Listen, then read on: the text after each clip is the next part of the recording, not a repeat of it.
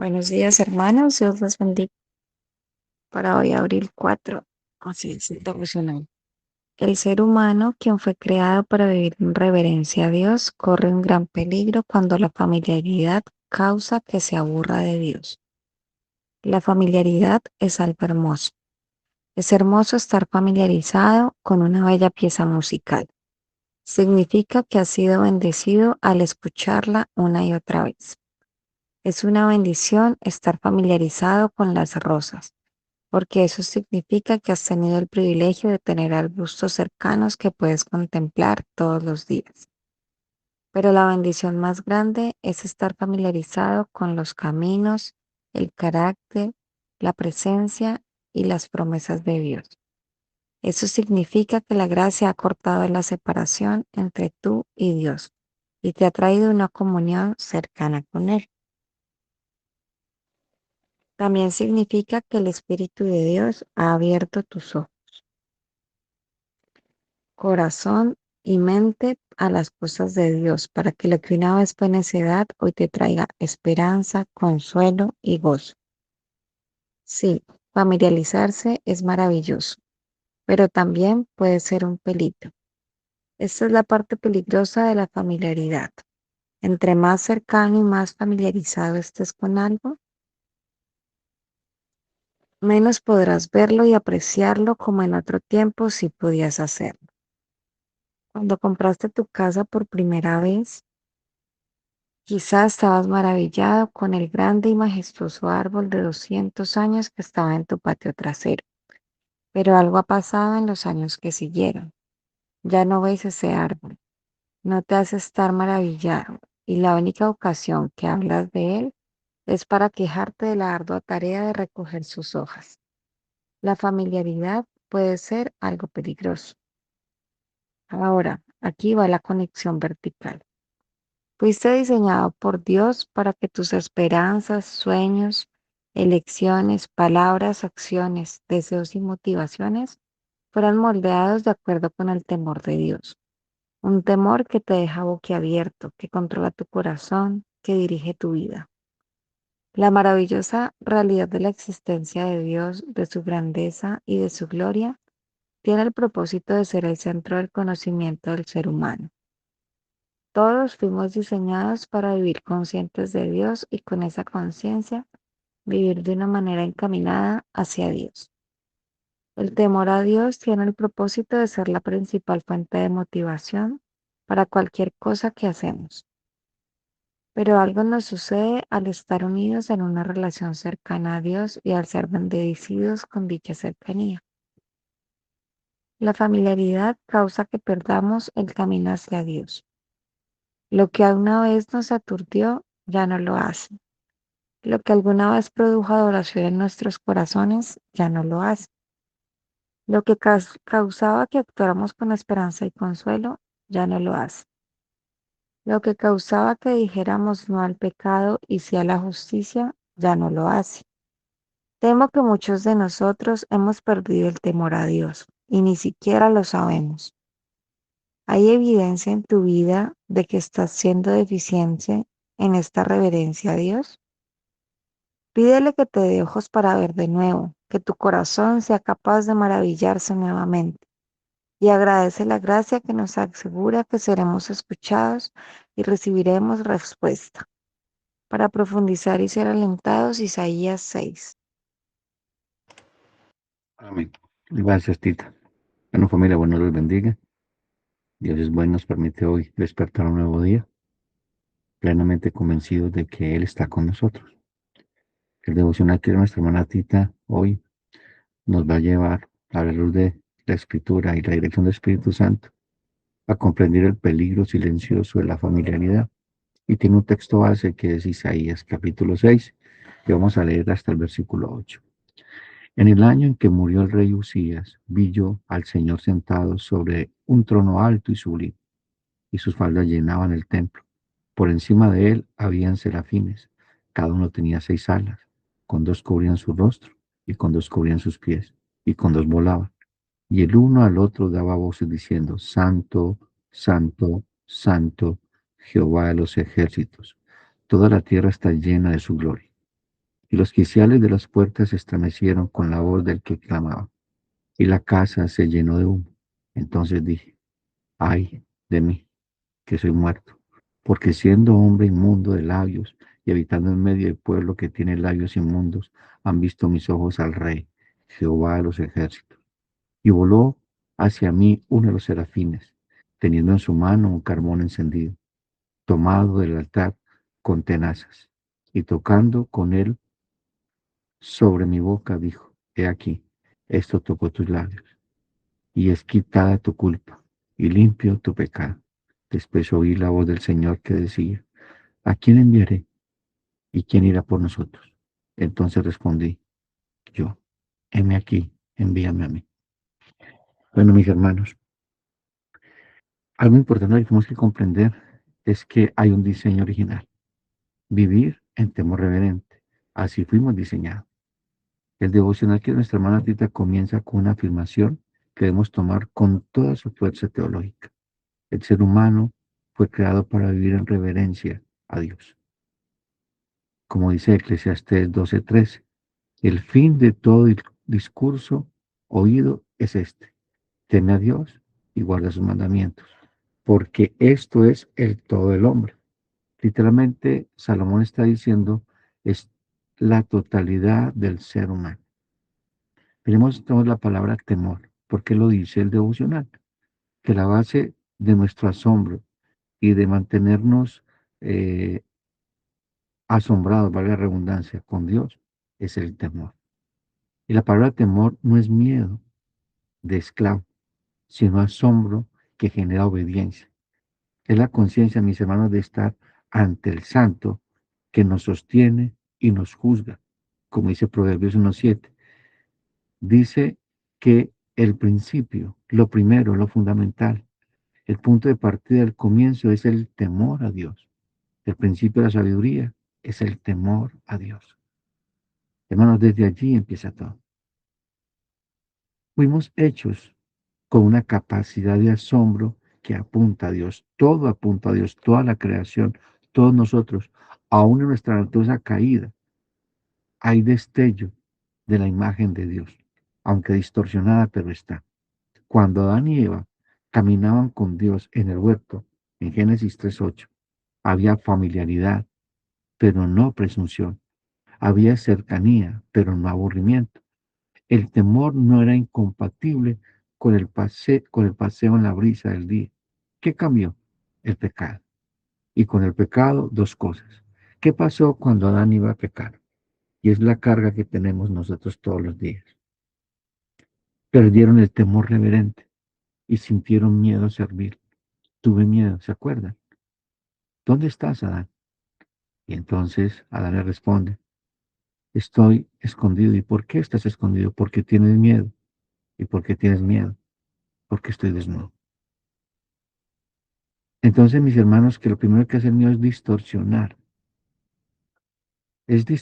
ese temor a Dios. Hay un temor, que es el temor que tenemos nosotros al pueblo de Dios, como pueblo de Dios a Dios.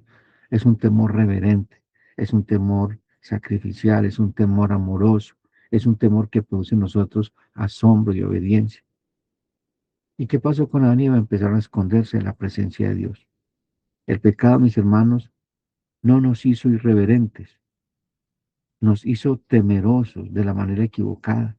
Tememos perder el control, tememos la vulnerabilidad, tememos que Dios no sea bueno. Y para tapar para tapar eso, nos volvemos familiares en exceso. O sea, hay una familiaridad con ese sentimiento. Tratamos a Dios como a un amigo más para no sentirnos intimidados. Y Dios no es nuestro amigo, Él es nuestro Padre, pero también es nuestro Dios. ¿Cuál es el problema que plantea el devocional? La familiaridad que aburre. El devocional advierte que corre un grave peligro cuando la familiaridad causa que se aburra de Dios. El aburrimiento con Dios es un diagnóstico espiritual severo, hermanos, muy peligroso. No es un cansancio legítimo, es la falta de visión de la gloria de Dios. Jonathan Edward decía, el aburrimiento en la adoración es evidencia de un corazón que no ha visto la belleza de Dios. Y aquí voy a parar un momentico, ¿por qué? Porque hay un común denominador en la iglesia y uno como pastor lo observa desde el púlpito. Son más la gente que está aburrida, que está acomodada, que no se asombra con la palabra de Dios, que ni se conmueve, que está más pendiente del celular, está más pendiente del reloj en el día del Señor, que estar pendiente de lo que está diciendo Dios. No hay un temor reverente frente a la palabra, hay un temor reverente frente a la presencia de Dios en la iglesia local, de una manera especial, que lo hace el día del Señor. No hay un temor reverente cuando leemos la escritura. Hay más temor reverente cuando vamos a una oficina donde no se puede hacer uh, ruido y todo el mundo es en silencio. Pero cuando estamos delante de la presencia del Señor, es como si nada. Es decir, que esa es la vida que tenemos cuando nadie nos ve, peor todavía. Nos hemos normalizado que somos hijos de Dios. Incluso hemos tomado a Dios como si fuera nuestro esclavo, así como muchos hijos tratan a sus padres. ¿Y qué es aburrirse de Dios? Es cuando la oración se siente como hablar con la pared. La Biblia se lee como un manual técnico obsoleto. La predicación se evalúa por su entretenimiento, no por su poder transformador. La comunión con los hermanos se vuelve un compromiso social. El pecado ya no duele, solo molesta. Qué fuerte, ¿no? Y el escritor del devocional Paul Tripp acierta tanto al decir que la familiaridad acorta la distancia. Eso es la gracia. Pero advierte que la misma cercanía puede cegar la vista, no porque Dios cambie, sino porque nuestro corazón se endurece. Damos por sentado nuestra salvación. No nos asombra todos los días que las misericordias de Dios son nuevas cada mañana. No nos asombra poder despertar. Nos asombra ver cómo Dios pone alimento en nuestra mesa. Damos por sentado todo esto. ¿Y cuál advertencia que da la palabra del Señor? Jesús mismo enfrentó esto en Nazaret. En Marcos 6, 4 al 6 dice, no pudo hacer allí ningún milagro porque se escandalizaban de él. La gente decía, ¿no es este el carpintero, el hijo de María? La familiaridad con su humanidad les impidió ver su divinidad. El resultado, Jesús se maravilló de su incredulidad. Qué tremendo, ¿no? Tremendo donde nos lleva la familiaridad, estar, o sea, acostumbrarnos tanto. Como dice un dicho por ahí, la confianza da asco. ¿Se maravilla Jesús de tu incredulidad o se maravilla de tu fe? Miremos entonces el modelo de encuentro que restaura el temor, porque recordemos que el asombro tiene una base fundamental, temor a Dios. En el año en que murió el rey Usías reinó 52 años, lo dice 2 Crónicas 26. Fue un rey bueno, pero su éxito lo llevó al orgullo. Entró al templo a quemar incienso, algo que solo los sacerdotes podían hacer. Mira lo que hace el orgullo. No había ya temor de Dios. Como hacía todo tan bien, y como le iba tan bien, y como Dios lo respaldaba, él creía que hacer eso Dios lo iba a permitir. ¿Y qué hizo Dios? Dios lo hirió con una lepra. 2 Crónicas 26, 16 al 21 lo pueden leer. Murió leproso, separado de la casa de Dios. Miremos el significado teológico que tiene este texto, este contexto. Isaías había vivido toda su vida bajo un rey que representaba estabilidad, pero que terminó mostrando los límites de la autoridad humana. La muerte de Usías creó un vacío de poder y seguridad, pero Dios usa ese vacío para mostrar a Isaías que el verdadero rey nunca muere. ¿Por qué les digo esto? Porque Isaías amaba mucho al rey Usías y estaba congojado.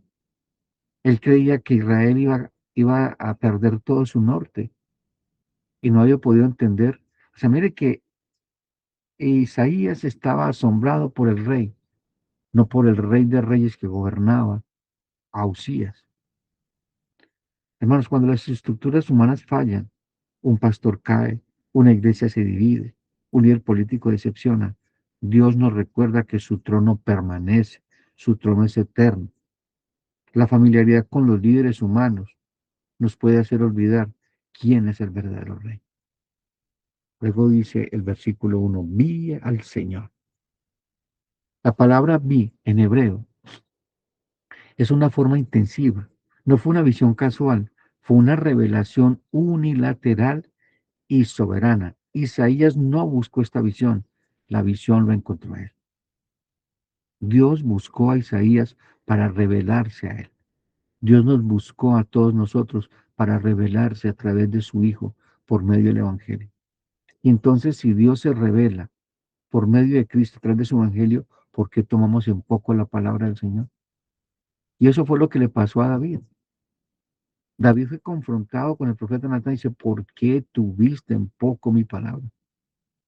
David perdió el asombro por Dios, es decir, perdió reverencia por Dios, perdió temor a Dios, por eso llegó a cometer los pecados que hizo. Pues usted ve que David, después de su pecado, es asombrado por la gracia. Y todos los salmos que escribe, está hablando de la grandeza, la misericordia de Dios, de la benevolencia de su gracia, de la magnitud de nuestro pecado, pero de la gran magnitud de la gloria de Dios. Luego dice el nombre de Dios. Aquí la palabra Señor es Adonai, el soberano, el absoluto, el dueño de todo. No es Yahweh, el nombre del pacto, sino Adonai, el que tiene derecho total sobre la vida de Isaías y sobre la vida de todos los hombres y toda la creación. El devocional nos dice que la familiaridad nos hace perder de vista quién es Dios. Isaías lo recupera, Adonai, el Todopoderoso. Ese es tu concepto de Dios cuando piensas en Él, el Todopoderoso, el que está en control de toda circunstancia, de toda situación, que no hay valle de sombras que en el cual no pueda resplandecer, que no hay enfermedad que no pueda sanar, que no hay situación que Él no pueda transformar para su gloria. ¿Cuál es la idea y concepto que tienes de Dios? ¿Has perdido el asombro por Dios? ¿Te está asombrando más el mundo? ¿Te está asombrando más las circunstancias, los problemas? ¿Te está asombrando más lo que Dios te ha dado que Él mismo que te ha dado todo? Luego vio el trono alto y sublime, alto. La palabra alto, sublime, indica elevación infinita. El trono de Dios no está al lado del nuestro, está en otra categoría, de otra naturaleza. Él es el soberano, el supremo. Pues es que cuando vemos el Padre nuestro que estás en los cielos, santificado sea tu nombre, ya lo vimos en un devocional. Isaías no ve el trono humano agrandado, porque eso es lo que veía en Usías. Ve la realeza divina en su esencia. La visión de Isaías fue una visión del cielo en la tierra. Él vio el trono de Dios. Y aquí vemos lo que llama la trascendencia divina. Dios no es el ser más grande dentro de la categoría de los seres. Dios es el ser mismo. Yo soy el que soy. La seidad de Dios. La simplicidad de Dios. Dios no lo compone en partes. Es único. Es diferente. Es exclusivo. Está por encima de la única palabra adecuada. Es santo. Es apartado de todo. Pero tiene el control de todo. No olviden eso, es apartado de todo, pero tiene el control de todo. La familiaridad nos hace pensar de que Dios es como nosotros, solo que más poderoso. Isaías aprende de que Dios es cualitativamente diferente. Por eso es que grita, ay de mí, que lo vamos a ver más adelante. Porque la palabra ay ya la aprendimos de que es juicio. Dice, el juicio de Dios está sobre mí. Pero vemos unas figuras muy especiales, los serafines, y con un canto que un canto que conmocionó a los quiciales del templo. Serafín. La palabra serafín significa quemar. Son seres de fuego. En el antiguo y cercano oriente el fuego representa juicio y purificación.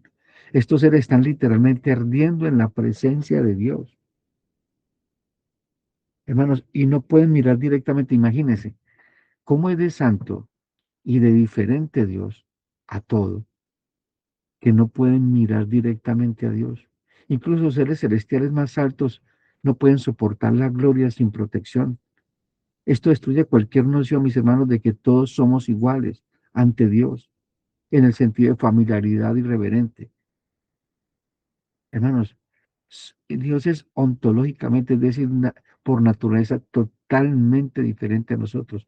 Hay un salmo, que es el Salmo 50, y ese salmo es tremendo porque está hablando de dos tipos de personas. Es el juicio de Dios contra su pueblo.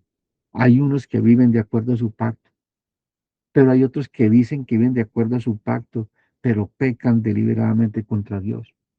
Y en esos apartes, en el Salmo 50 dice, ¿pensaste de cierto que yo sería como tú?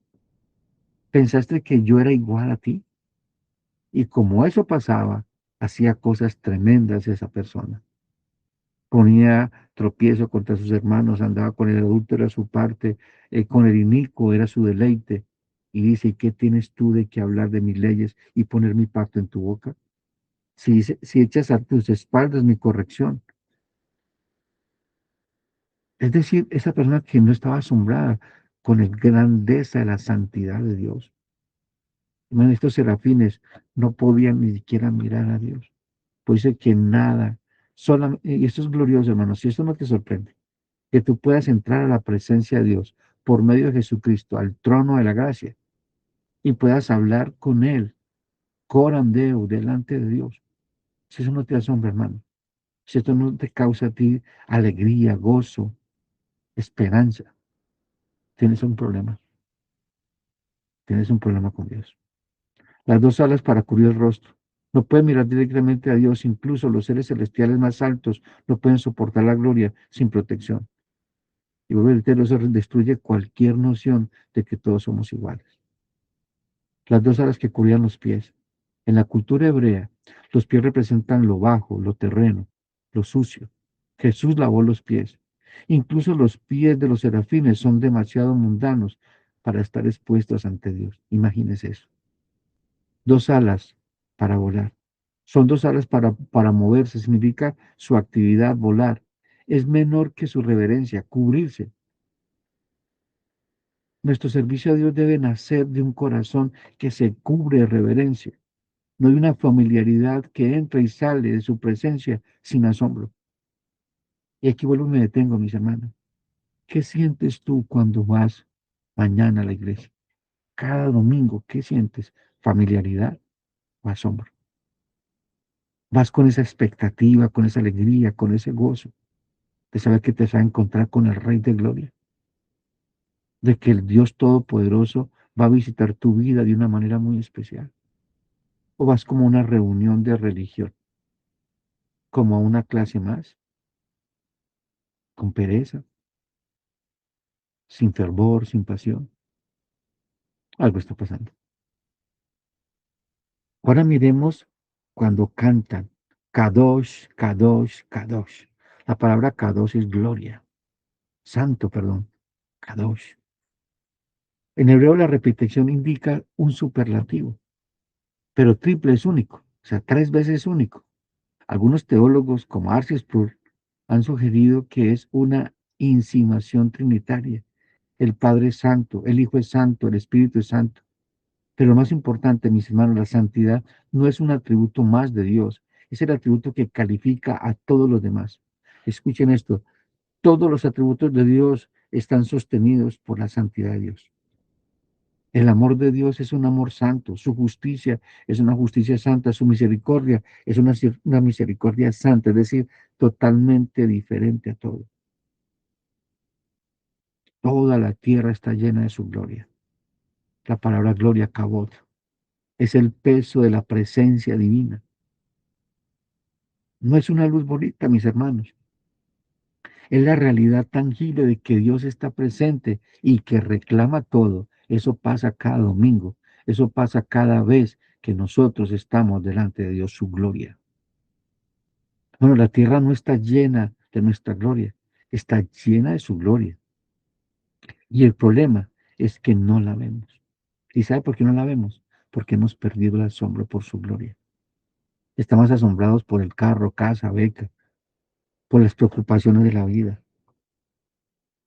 Luego dice los cimientos y el humo. Los cimientos de las puertas se estremecieron. En el templo, las puertas eran enormes, hablando físicamente. Los cimientos eran de piedra, maciza, pero la presencia de Dios los hace temblar. Y esto es una teofanía. El mismo tipo de temblor que pasó en el monte Sinaí, Éxodo 19:18. La casa se llenó de humo. El humo es la nube de la gloria, la Shekinah. La misma nube que guió a Israel en el desierto, pero también es el humo que indica de que Dios es fuego, fuego consumidor, como dice Hebreos 12:29. No es un humo suave de incienso, es el humo de una gloria que puede matar. ¿Cuándo fue la última vez, mis hermanos y hermanas, que temblaron los cimientos de tu alma al entrar en la presencia de Dios? Si entras a la iglesia, a tu devocional, a la oración, nada tiembla dentro de ti, has perdido el temor a Dios. Tu vida delante de Dios es solo religión. No hay pasión, no hay fervor, no hay un temor reverente. Y entonces, ¿cómo es nuestra vida? Quizás tengamos una doble vida. Vamos la crisis de Isaías. Ay de mí que estoy perdido. La palabra ay, pero la palabra para perdido, que es midemiti. Literalmente soy cortado, soy silenciado, soy destruido. Isaías no dice soy imperfecto, dice estoy muerto. Porque en el Antiguo Testamento ver a Dios cara a cara significaba morir. Eso fue lo que pasó cuando Isaías estaba delante de Dios. Y mira lo que pasó al ver la gloria de Dios. Soy hombre de labios impuros. Isaías era profeta. Su herramienta de trabajo era su boca. Hablaba por Dios. Él era un mensajero de Dios. Sin embargo, su boca era impura. La familiaridad con la palabra profética no lo había santificado. Había hablado de Dios sin haber visto a Dios. Ahora, ¿qué cree que pasaba con Isaías? Al ver a Dios cara a cara, reconoció lo que había en su vida. Y eso pasa cada vez que nos encontramos con Dios. Yo ruego al Señor que eso esté pasando hoy, así como pasó conmigo. Y luego dice, habito entre pueblo de labios impuros. Él no le echa la culpa al pueblo, se incluye, es solidario en el pecado. Pero aquí hay lo importante, la solución no es el pueblo que debe cambiar, la solución viene de Dios. Mis ojos han visto al Rey, a Jehová de los ejércitos. El nombre completo es Yahweh Sabaoth, el Señor de los ejércitos celestiales. Isaías había visto el comandante en jefe del universo y ese encuentro lo mata y lo salva simultáneamente. El temor a Dios, mis hermanos, no produce solo miedo, produce conciencia del pecado y esperanza de purificación, es decir, de salvación. Hermanos, sin temor, el pecado es solo un error. No lo olviden. Sin temor, el pecado solo es un error. Con temor, el pecado es traición al santo y hay un profundo dolor. Y es lo que se llama un corazón contrito y humillado. ¿Por qué? Porque el temor a Dios pasa el dolor de nuestro pecado por nuestro corazón y sentimos de una otra manera el dolor de Dios por nuestro pecado. Eso está pasando en tu vida. Pues el pecado para ti es algo normal. ¿Sientes más temor de pecar o de fallarle a una persona que fallarle a Dios? ¿Estás más preocupado con agradarle a los hombres que agradarle a Dios? Cada uno se responderá. Cada uno responderemos. Versículos 6 y 7, la purificación por el carbón encendido. El carbón del altar. El altar es donde se sacrificaban animales. El carbón está ardiendo, es juicio. Pero ese mismo juicio se convierte en purificación para Isaías. El fuego que consume también limpia. Tus labios, dice, Dios no limpia a Isaías con agua. que es la purificación ritual común, sino con fuego, porque la impureza, Isaías, no era superficial, era profunda. La familiaridad requiere un fuego que queme la presunción. Hermanos, el fuego de Dios que se revela a través del Evangelio, que es que la palabra del Señor es como fuego también, consume nuestro pecado, nos muestra nuestro pecado y lo llevamos al trono de la gracia. Señor, perdóname. Luego dice, queda perdonada tu culpa, cancelado tu pecado. Dos palabras fuertes, la palabra hebrea, eibon, abon, donde viene la palabra culpa, la inclinación al pecado, y la otra es shatat, pecado, el acto concreto. Dios limpia la raíz y el fruto, pero esto solo ocurre después de que Isaías reconoce su condición. Sin el temor que lleva a la confesión no hay purificación. Nosotros somos tan normales para arrepentirnos. Estamos tan familiarizados con el arrepentimiento que ya no hay dolor. Ya no hay dolor, mis hermanos. Luego dice, queda perdonada tu culpa, cancelado tu pecado. Hermano, ya la culpa fue perdonada. Fue cancelado nuestro pecado en la cruz de Cristo. ¿Estás consciente de esa verdad tan gloriosa? ¿Estás agradecido con Dios todos los días? ¿O estás tan familiarizado con esto que ya no te asombra? Luego dice, oí la voz del Señor. Después de la purificación, Isaías oye, antes estaba viendo y temblando, ahora puede escuchar. Mira el orden, y es importante. Primero la revelación de la santidad, luego la confesión, luego la purificación y luego el llamado. Dios es un Dios de orden. ¿Y qué hace Dios después de purificar, después de limpiar? Ahora sí puede hablarle a su siervo. ¿A quién enviaré? ¿Quién irá por nosotros? El nosotros es trinitario. El Padre envía, el Hijo es el enviado, el Espíritu Santo el poder. Isaías es invitado a participar de la misión divina y eso ha hecho Dios contigo y conmigo. Te ha invitado a ser partícipe de la invitación divina, de representarlo a Él y nos capacite, nos ha dado su Espíritu Santo para hacerlo, lo que llama la gran comisión. ¿Cómo estás tomando tú esa gran comisión? ¿Con reverencia, con temor, con pasión? ¿Crees que es lo más importante? ¿La voluntad de Dios o tu voluntad? Luego dice, heme aquí, envíame a mí. Y no es un voluntarismo, mis hermanos, heroico. Es la respuesta de un hombre que ha sido quebrantado y restaurado. Su temor se ha transformado en obediencia gozosa. ¿Eso ha pasado en tu vida? ¿Una obediencia gozosa? Pues una obediencia por miedo, o por interés, o por religión. No, la iglesia hoy está llena de voluntarios que no han visto el trono. Por eso el servicio es pesado, es incómodo, es sin pasión, sin fervor, sin santidad, sin temor de Dios. La predicación es débil, tratando de agradar a los demás para que no se vayan de la iglesia. Porque si es muy fuerte el sermón que muestra la gloria de Dios, que es peso, recordemos eso. Pues es que a veces el sermón o la palabra es tan pesada, porque es la gloria de Dios sobre nosotros. La adoración es aburrida, los días de alabanza no oran, no leen la Biblia, no se examinan a sí mismos si están aptos para servir o no servir, solamente quieren cantar y cantan por cantar. Creen que es un concierto o que están amenizando un ambiente fuerte, pero es una verdad. Lo que necesitamos no es entusiasmo, mis hermanos, es más visión de la santidad de Dios. Ahora miremos la doctrina del temor de Dios para el día de hoy. El temor a Dios en el Antiguo Testamento no es miedo, es asombro obediente. Es una sombra obediente, mis hermanos. No es un miedo servil como el de Adán, es un temor reverente, como tuvo el pueblo cuando creyó en Dios.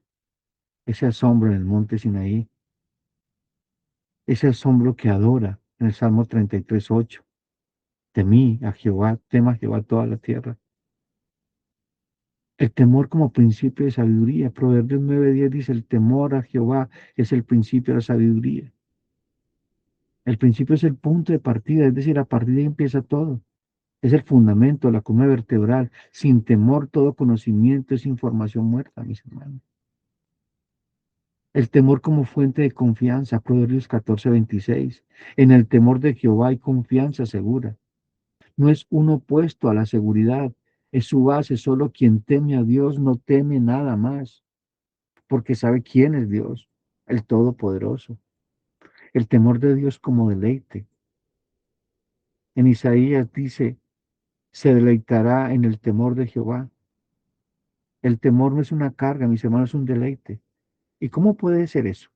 Porque temer a Dios es reconocer quién es Él y quién soy yo, y eso nos da libertad. Él es el creador, nosotros las criaturas, tú y yo no somos creadores, no podemos tener el control de nada, no podemos cambiar nada, solo Dios. Y hermanos, y miremos que hay un error a corregir, porque hay un error muy común. Muchos cristianos piensan que el Nuevo Testamento reemplaza el temor con amor, y eso es falso. Y en el Nuevo Testamento se profundiza sobre el temor. Hechos 9:31, la iglesia andaba en el temor del Señor. Segunda de Corintios 5:11, conociendo el temor del Señor, persuadimos a los hombres. Efesios 5:21, sometiéndonos unos a otros en el temor a Dios. Filipenses 2:12, ocupados de vuestra salvación con temor y con temblor. Hebreos 12:28, tengamos temor y reverencia. Primera de Pedro 1:17, conducíos en temor todo el tiempo de vuestra peregrinación. Apocalipsis 14:7, temed a Dios y darle gloria. ¿Y cómo se relaciona el temor con el amor? En 1 Juan 4:18 dice que el amor perfecto echa fuera el temor, pero en el contexto es miedo al castigo, temor servil. El amor perfecto no echa fuera el temor reverente, lo perfecciona. Así como Jesús temía al Padre en Hebreos 5:7, nosotros también. Recordemos ese texto. Y Jesús, en los días de su carne, con gran clamor y súplicas, al que lo podía librar de la muerte, dice, y fue escuchado a causa de su temor reverente. Si Jesús, el Hijo de Dios, tenía temor, ese temor reverencial al Padre, ¿quiénes somos nosotros que no lo hacemos? ¿Quiénes somos nosotros, mis hermanos? Tenemos cuatro señales que diagnostican la pérdida del temor. Basado en el devocional que leyó nuestra hermana Tita y en la escritura, vamos a ver lo que nos hace recuperar ese temor. En la oración personal, puedes orar, escucha esto, mis hermanos, puedes orar sin silencios. La oración sin pausa indica que no estás escuchando ni adorando. La Biblia te confronta o te aburre, como dice Hebreos 4:12 al 13, porque la palabra de Dios es viva y eficaz y más cortante que todas espada de filos, que penetra hasta partir el alma y el espíritu y las coyunturas y los tuétanos, discierne los pensamientos y las intenciones del corazón, y no hay cosa creada que no sea manifiesta en su presencia. Antes bien, todas las cosas están desnudas y abiertas a los ojos de aquel a quien tenemos que dar cuenta. La palabra es viva, mis hermanos, pero los corazones pueden endurecerse. ¿El pecado te duele o solo te incomoda? ¿El dolor es del espíritu o la incomodidad es orgullo? En la adoración corporativa, llegas tarde a la iglesia constantemente. ¿No te importa llegar temprano? ¿No te importa llegar temprano para hablar con tus hermanos en la fe que hace tiempo no ves o conocer a una persona nueva? O ver qué te necesitan para ayudar en la iglesia. ¿Eso qué indica? Que no es prioritario para ti, Dios. Evalúas la predicación por su entretenimiento o solamente vienes por cumplir o por estar en la presencia del Señor. La cena del Señor es rutina o transformadora. O sea, es rutinaria o transformadora en la vida diaria. Dios es tu refugio o tu último recurso. Hablas de Dios con asombro, con familiaridad. Escuchas tus propias oraciones y conversaciones. Recordemos que cuando oramos no es un monólogo, ya lo aprendimos, es de estar delante de Dios. El éxito te hace más dependiente o más independiente. Tu comodidad económica te hace más dependiente de Dios o más independiente.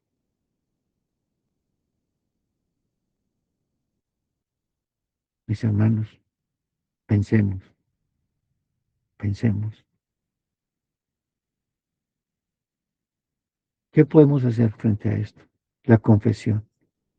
No solo, Señor, he perdido el temor, sino, Señor, he tratado tu nombre con irreverencia al orar sin pensar, al leer tu palabra sin obedecer, al adorar sin asombro.